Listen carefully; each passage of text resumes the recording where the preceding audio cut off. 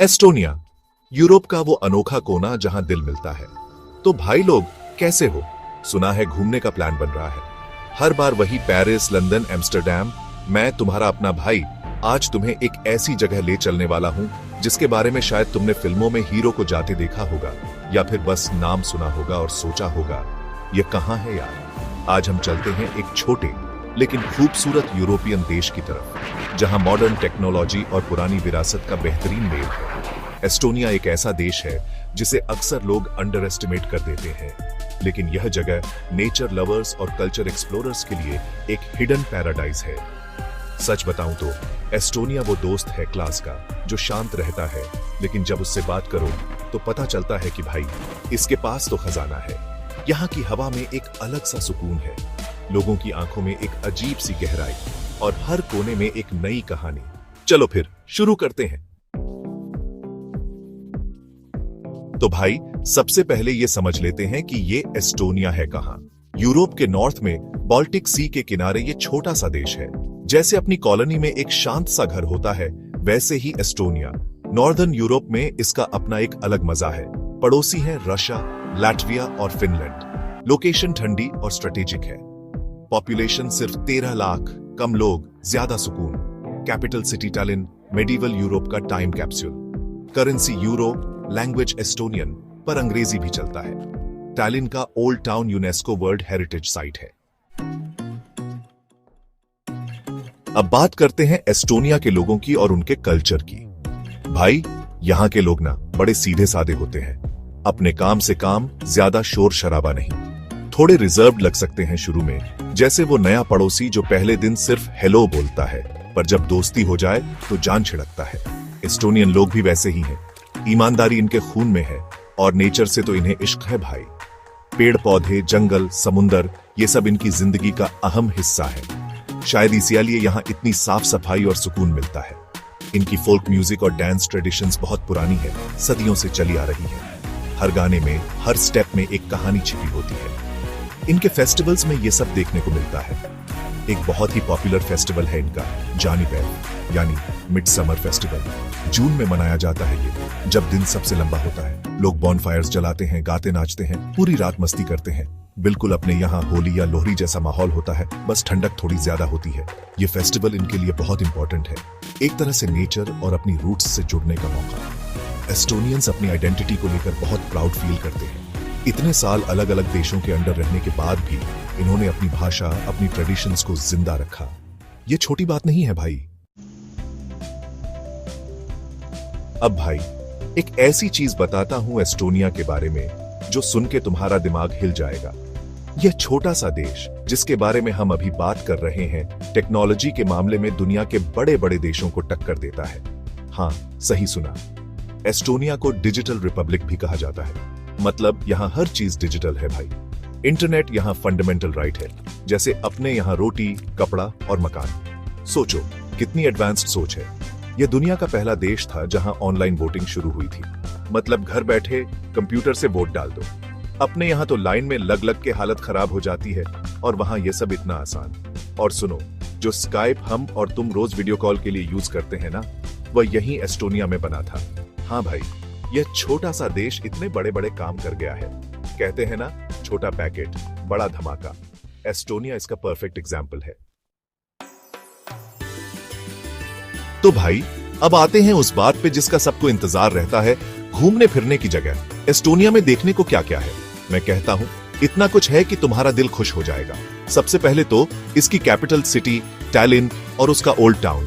भाई यह जगह ऐसी है जैसे तुम टाइम मशीन में बैठकर 500 साल पीछे चले गए हो। वही पुरानी कॉबलस्टोन की सड़कें, मेडिवल बिल्डिंग्स, चर्च के टावर्स और वह पुराना सा फील। घंटों तक बस घूमते रहो, हर कोना एक नई फोटो अपॉर्चुनिटी देगा। यहाँ की town hall square, Alexander Nevsky cathedral, Toompea castle, यह सब देखने लायक है। सच में यूरोपियन मेडिवल वाइब्स का असली मजा यही है। अगर तुम नेचर लवर हो तो लाहेमा नेशनल पार्क तुम्हारे लिए जन्नत है। एस्टोनिया का सबसे बड़ा नेशनल पार्क है यह। घने जंगल, खूबसूरत कोस्ट लाइन, छोटे छोटे फिशिंग विलेजेस और हाँ, यहाँ के बॉग्स। बॉग्स मतलब दलदली जमीन जिसके ऊपर वुडन वॉकवेज बने होते हैं। उन पर चलने का एक्सपीरियंस ही अलग है। हाइकिंग के लिए बर्ड वॉचिंग के लिए या बस शांति में नेचर को फील करने के लिए यह जगह बेस्ट है। फिर है सारेमा आइलैंड। ये एस्टोनिया का सबसे बड़ा आइलैंड है और एकदम शांत जगह है। अगर शहर की भागदौड़ से दूर कुछ दिन सुकून से बिताना चाहते हो तो यहाँ आ जाओ। यहाँ तुम्हें पुराने विंडमिल्स मिलेंगे जो पहले ग्रेन पीसने के काम आते थे और अब टूरिस्ट अट्रैक्शन है। करसार कास्टल भी यही है, जो बाल्टिक रीजन के बेस्ट प्रिजर्व्ड मेडिवल कास्टल्स में से एक है। यहाँ की हवा में भी एक अलग सी थेरेपी है भाई। तो देख रहे हो, छोटा सा देश है पर वैरायटी कितनी है भाई। घूमना फिरना तो ठीक है, पर असली मजा तो तब आता है जब पेट पूजा भी अच्छी हो। तो चलो अब बात करते हैं एस्टोनिया के खाने पीने की। यहाँ का क्विजीन बहुत हैवी या स्पाइसी नहीं होता, बल्कि थोड़ा सिंपल और हार्टी होता है। जैसे अपनी दादी के हाथ का खाना, जिसमें मसाले कम पर प्यार ज्यादा होता है। एस्टोनियन फूड में आपको लोकल इंग्रेडिएंट्स का टेस्ट मिलेगा, जो वहां के फॉरेस्ट्स और फार्म्स से आते हैं। एक ट्रेडिशनल डिश है इनकी वेरीवॉर्स्ट। यह बेसिकली ब्लड सॉसेज है, जो खास तौर पर क्रिसमस के टाइम पे खाई जाती है।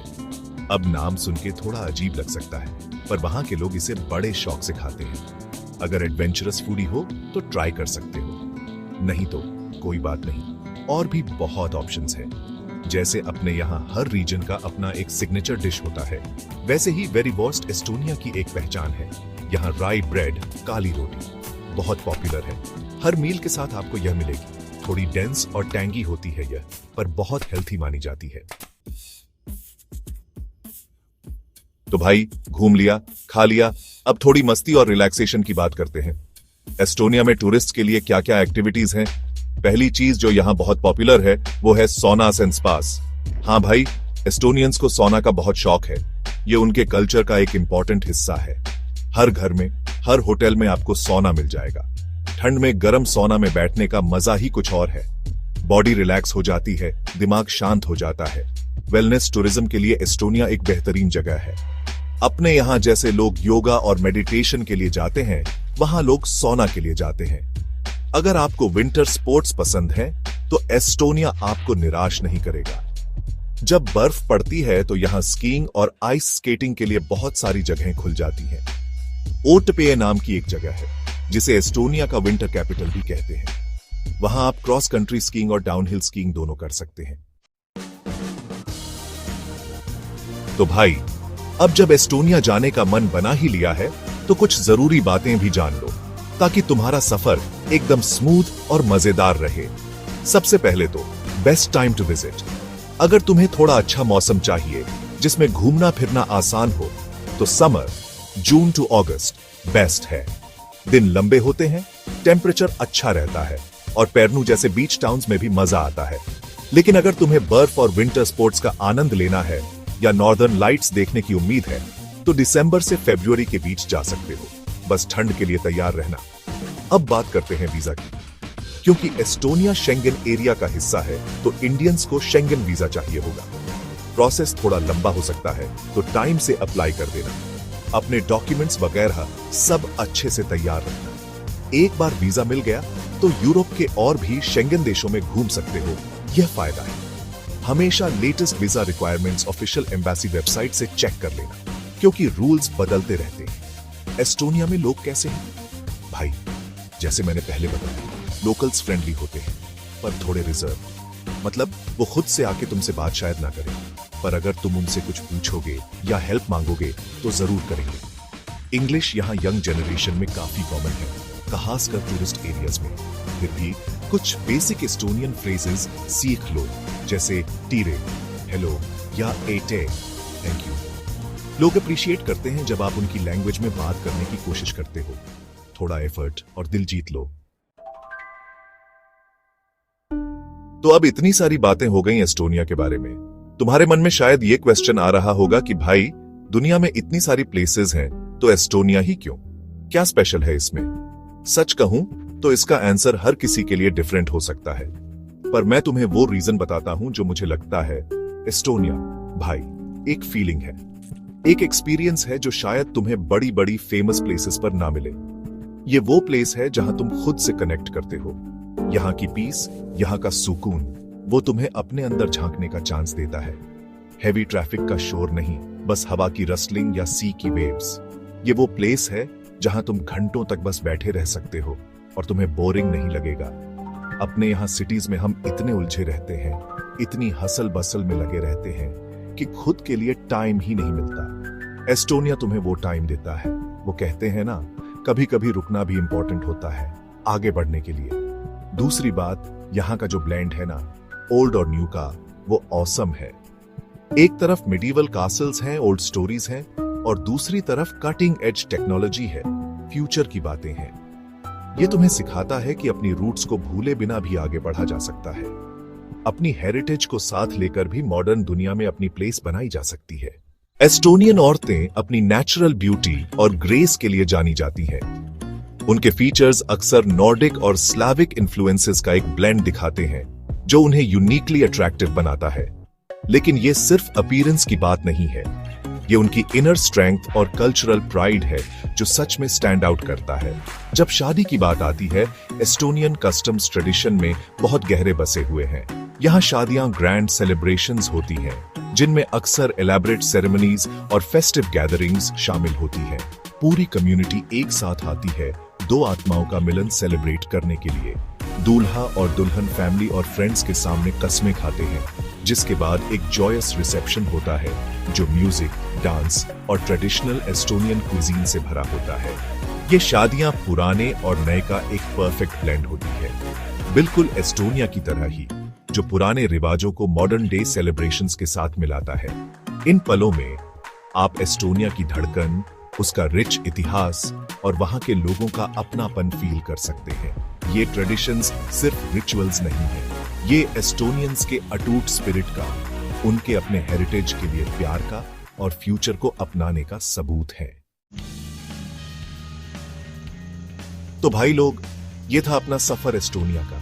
एक ऐसा देश जो छोटा है पर इसका दिल बहुत बड़ा है, जहां पुरानी कहानियां आज भी जिंदा है और फ्यूचर की न्यू स्टोरी लिखी जा रही है। मैंने तो बस कोशिश की है कि तुम्हें इसकी एक झलक दिखा सकूं, इसकी रूह से मिलवा सकूं। असली मजा तो तब है जब तुम खुद वहां जाओगे, अपनी आंखों से देखोगे, अपने दिल से महसूस करोगे।